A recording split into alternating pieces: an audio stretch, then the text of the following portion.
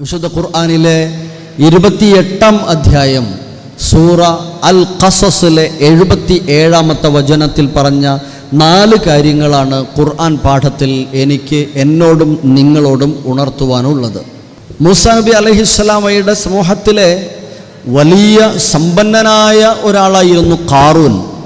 ഖാറൂനിൻ്റെ ചരിത്രം പറഞ്ഞു വരുമ്പോൾ ഖാറൂനിനോടും സമാനമായ നിലപാട് സ്വീകരിക്കുന്ന അവസാന നാൾ വരെയുള്ള മനുഷ്യരിലെ ആളുകളോടും നൽകുന്ന ഒരു ഉപദേശമാണ്. പൊതുവായി നമ്മളൊക്കെ മനസ്സിലാക്കേണ്ട ഉപദേശങ്ങളാണ് 4 എണ്ണവും. അഊദു ബില്ലാഹി മിനശ് ശൈത്വാനിർ റജീം. ബിസ്മില്ലാഹിർ റഹ്മാനിർ റഹീം. വബ്തഗി ഫീമാ آتاك الله الدار الآخرة ولا تنس نصيبك من الدنيا وأحسن كما أحسن الله إليك ولا تبغ الفساد في الأرض إن الله لا يحب المفسدين. 4 കാര്യം. 1, വബ്തഗി ഫീമാ ആതാക അല്ലാഹു ദാറൽ ആഖിറ. അല്ലാഹു നിനക്ക് ഒരുപാട് നൽകിയിട്ടുണ്ട്. ആ നൽകപ്പെട്ട അനുഗ്രഹങ്ങൾ ഏതാവട്ടെ അവ ഉപയോഗിച്ച് ദാറുൽ ആഖിറത്ത് നീ പ്രതീക്ഷിക്കണം. വബ്തഗി, നീ പ്രതീക്ഷിക്കണം, നീ കൊതിച്ച് പ്രതീക്ഷിച്ച് നിൽക്കണം. ഏതുകൊണ്ട്? എന്തിന്? അദ്ദാറൽ ആഖിറ, ആഖിറത്തിനെ പ്രതീക്ഷിക്കണം, സ്വർഗഭവനത്തെ പ്രതീക്ഷിക്കണം. എന്തുകൊണ്ട്? ഫീമാ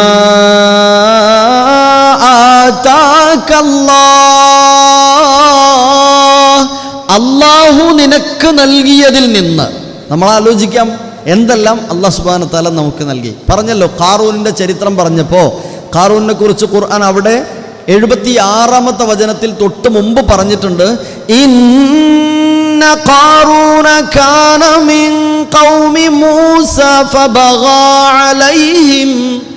സമ്പന്നനായ ഖാറൂൻ, മൂസയുടെ സമൂഹം അലൈഹിസ്സലാം, അവർക്ക് നേരെ അവൻ ഒരുപാട് അതിക്രമങ്ങൾ പ്രവർത്തിച്ചു. സമ്പത്താണ്, കാശിൻ്റെ പളപളപ്പിൻ്റെ ഹുങ്കിൽ പലതും ചെയ്തു കൂട്ടി അദ്ദേഹം.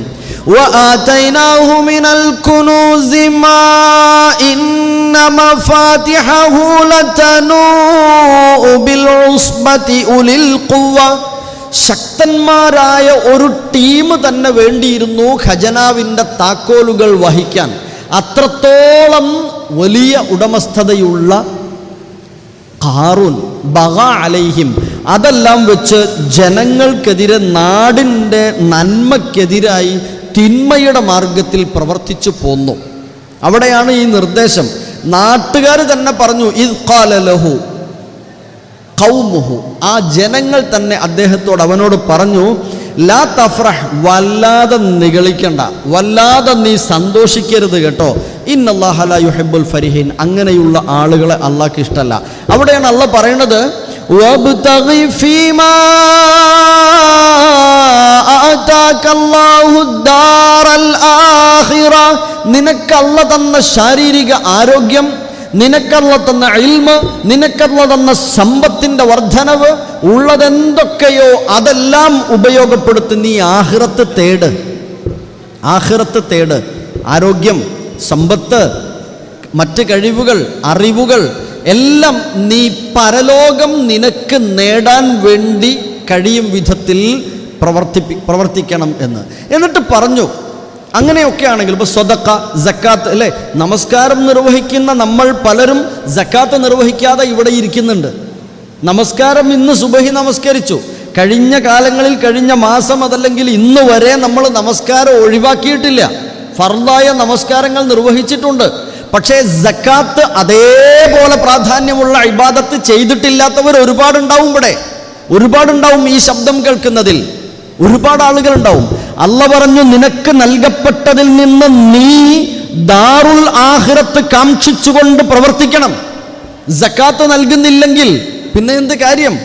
സ്വതക്കകൾ ഒരുപാട് നൽകാൻ കഴിയണം, വരുന്ന വഴിയിൽ സഹായങ്ങൾ ചെയ്യാൻ കഴിയണം, ആതിഥ്യമരുളാൻ കഴിയണം. എന്താ ഒരു ആതിഥ്യമര്യാദ എന്നത് വലിയൊരു കാര്യമാണ്. നൽകപ്പെട്ട അനുഗ്രഹങ്ങൾ എന്താണോ നമ്മുടെ വീട്ടിലുള്ളത് അത് ഉൾക്കൊള്ളാൻ കഴിയും. അതെല്ലാം വെച്ചുകൊണ്ട് നമ്മുടെ അതിഥികളെ ആദരിക്കാൻ കഴിയണം. വല്ലാത്ത ഒരു വിശ്വാസത്തിൻ്റെ ബലമാണ് അതിൻ്റെ പിന്നിലുണ്ടാകുന്നത്. അങ്ങനെയുള്ള ആളുകൾക്ക് ആഖിറത്ത് പ്രതീക്ഷിച്ചിട്ടാ എങ്ങനെയൊക്കെ എന്തൊക്കെ ചെയ്തു കൊടുത്താലും അതിഥിക്ക് സന്തോഷമായില്ലേ എന്ന് പിന്നെയും തോന്നുക. എന്നിട്ടും അവർ പിന്നെയും പറഞ്ഞുകൊണ്ടിരിക്കുക. വീട്ടിൽ നിന്ന് പുറത്തേക്ക് ഇറങ്ങി പോകുമ്പോൾ, യാത്ര പറഞ്ഞു പോകുമ്പോൾ പിന്നാലെ പോകുക, വണ്ടിയിൽ കയറുന്നവരെ പോവുക. എങ്ങനെയൊക്കെ നിനക്ക് ആഖിറത്തിനെ തേടാൻ കഴിയുമോ, നിനക്കല്ല തന്നതുകൊണ്ട് ആഖിറത്തിന് നീ പ്രതീക്ഷിക്കണം, അതിനു വേണ്ടിയാകണം. നിന്റെ ഒരു വാക്ക് നിനക്ക് ആഖിറത്തിൽ സ്വർഗത്തിന് തടസ്സമാകരുത്. നിന്റെ ഒരു നോട്ടം ആഖിറത്തിലെ സ്വർഗത്തിന് തടസ്സമാകരുത്. ചിലപ്പോൾ നിനക്ക് സാഹചര്യത്തിൻ്റെ പ്രേരണ കൊണ്ട് ദേഷ്യം വന്നോ അതല്ലെങ്കിൽ മറ്റെന്തെങ്കിലും കാരണങ്ങളോ ആയേക്കാം. എന്നിരുന്നാലും നിന്റെ ആഖിറത്തിന് അത് പരലോക സ്വർഗത്തിന് തടസ്സമാകാൻ പാടില്ല. ഇങ്ങനെയൊക്കെയാണ് ദാനധർമ്മങ്ങൾ ഒക്കെ ചെയ്യണം, അതിലൂടെ സ്വർഗം നേടാൻ പ്രതീക്ഷിക്കണം എന്നൊക്കെ പറഞ്ഞിട്ട് തൊട്ടടുത്തൊരു ചിന്ത മനുഷ്യന് വരാൻ സാധ്യതയുള്ളതുകൊണ്ട് അള്ളാഹ് മറ്റൊരു കാര്യം പറഞ്ഞു. ദുനിയാവ് വേണ്ട, ആഖിറം മാത്രമല്ലേ, ആഖിറത്തിന് മാത്രമല്ലേ, അപ്പോൾ ഇവിടെ ഒന്നും വേണ്ടാലേ എന്ന് ചിന്തിച്ചു ഒരുപാട് ആളുകൾ. അള്ളാഹ് അവിടെ തന്നെ ചേർത്ത് വെച്ചു മനുഷ്യനെക്കുറിച്ച്. അവൻ്റെ മനസ്സിനെയും അവൻ്റെ ആഗ്രഹങ്ങളെയും അവൻ്റെ ഇഷ്ടങ്ങളെയും ഒക്കെ അറിയുന്ന അള്ളാഹ് സുബ്ഹാനഹു വ തആല പറഞ്ഞു, വലാ തൻസ നസീബക മിനദ്ദുനിയാ, എന്നാൽ ദുനിയാവിൽ നിന്ന് നിനക്ക് വേണ്ട നിന്റെ ഓഹരി നീ മറക്കണ്ട. ചില ആളുകൾ അങ്ങനെയാണ്, തീർത്തും ഒക്കെ ഒഴിവാക്കും. നല്ല വീട്, എന്തിനാപ്പം അങ്ങനെ ഒരു വീടുണ്ടാക്കണത്, ഇവിടെ തൽക്കാലം കൂടാൻ നമ്മളൊരു ആബിർ സബീലല്ലേ, ഒരു ചെറ്റക്കൂട് കെട്ടിയുണ്ടാക്കിയാൽ പോരെ, കൂടിയാൽ പോരെ, മതി. പക്ഷെ അങ്ങനെ വേണ്ട, നിനക്ക് നല്ല ഒരു വീടുണ്ടാക്കാൻ അള്ളാഹു സൗകര്യം തന്നിട്ടുണ്ടെങ്കിൽ നീ നല്ല ഒരു വീടുണ്ടാക്കണം, നീ നല്ല വസ്ത്രം ധരിക്കണം.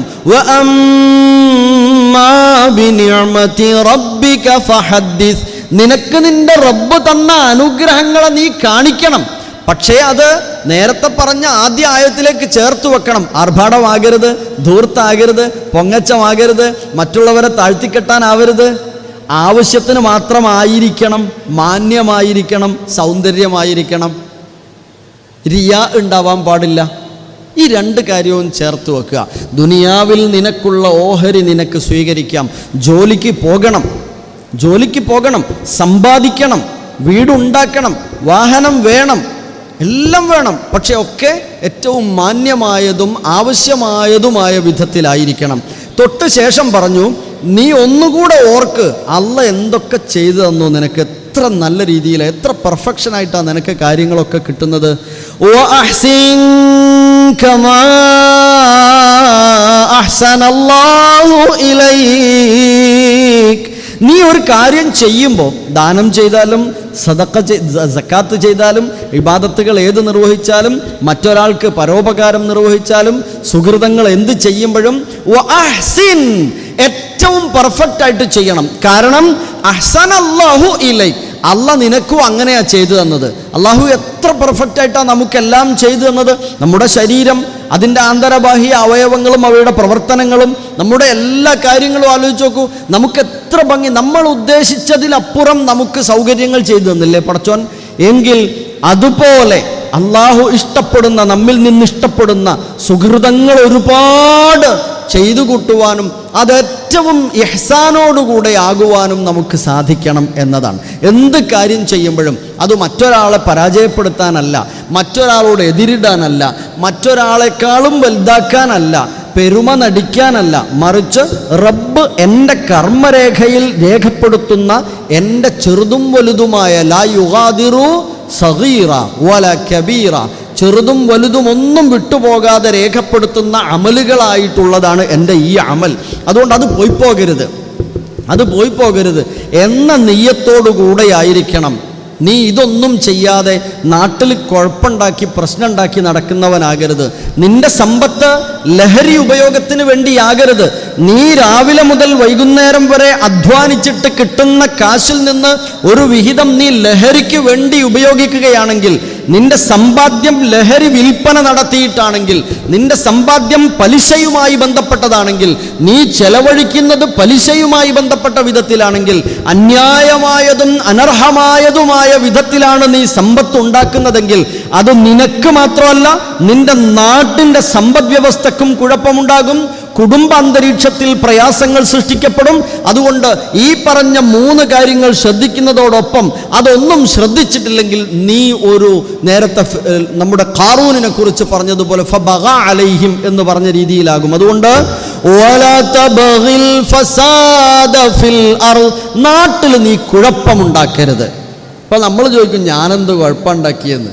ഞാൻ നന്മയുടെ മാർഗത്തിലേക്ക് എന്തെങ്കിലും ഒരു സംഭാവന, അതല്ലെങ്കിൽ ഒരു ഡൊണേഷൻ എനിക്ക് നൽകാൻ എനിക്ക് കഴിയുന്നില്ല. നേരെ മറിച്ച് മറ്റെന്തെങ്കിലും ഏടാകൂടെ കാര്യങ്ങൾക്കൊക്കെ ഞാൻ ചെയ്തുകൊണ്ടിരിക്കുകയാണ്. ഞാൻ യഥാർത്ഥത്തിൽ ഒരു ഫസാദാണ് അവിടെ വളർത്തുന്നത്, ചെയ്യുന്നത്. വല തബ്ഗിൽ ഫസാദ ഫിൽ അർദ്. എന്നിട്ട് അല്ലാഹു അവസാനം പറഞ്ഞു, ഇന്നല്ലാഹ ലാ യുഹിബ്ബുൽ മുഫ്സിദീൻ. അല്ലാഹു ഫസാദ് ചെയ്യുന്ന ആളുകളെ ഇഷ്ടപ്പെടുന്നില്ല. ദുനിയാവിലൊന്നും വേണ്ട എന്ന് പറഞ്ഞുകൊണ്ട് അള്ളാൻ്റെ റസൂൽ സല്ലല്ലാഹു അലൈഹി വസല്ലമയുടെ ഇബാദത്തുകളെ കുറിച്ച് പഠിച്ചിട്ട് 2-3 ആളുകൾ പറഞ്ഞു, ഇനി മുതൽ ഞാൻ രാത്രി ഉറങ്ങൂല, രാത്രി ഫുള്ള് നിസ്കാരമെന്ന്. മറ്റൊരാൾ പറഞ്ഞു, ഇനി ഞാൻ കല്യാണം കഴിക്കൂല, ഞാനങ്ങനെ വിവാഹിതനല്ലാതെ ജീവിച്ചു കൊള്ളാമെന്ന് പറഞ്ഞു. മറ്റൊരാൾ പറഞ്ഞു, ഞാനിനി എല്ലാ ദിവസവും നോമ്പായിരിക്കും എന്ന്. റസൂലുള്ളാഹി സ്വല്ലല്ലാഹു അലൈഹി വസല്ലം ഇവരറിഞ്ഞു, അവരെ വിളിച്ചു, അവരോട് പറഞ്ഞു, ഞാൻ റസൂലാണ്, ഇതിലപ്പുറം ആരും ചെയ്യേണ്ടതില്ല. ഞാൻ വിവാഹം ചെയ്തിട്ടുണ്ട്, ഞാൻ രാത്രിയിൽ ഉറങ്ങാറുണ്ട്, നിസ്കരിക്കാറുണ്ട്, ഞാൻ നോമ്പെടുക്കാറുണ്ട്, നോമ്പില്ലാത്ത ദിവസങ്ങളുണ്ട്. അതുകൊണ്ട് അതിലപ്പുറം ആരും വേണ്ട, ചെയ്യണ്ട എന്ന് പറഞ്ഞു. റഗിബ അൻ സുന്നത്തി ഫലൈസ മിന്നി എന്ന് പറഞ്ഞത്. ആരെങ്കിലും എൻ്റെ സുന്നത്തിനെതിരായാൽ, അതോ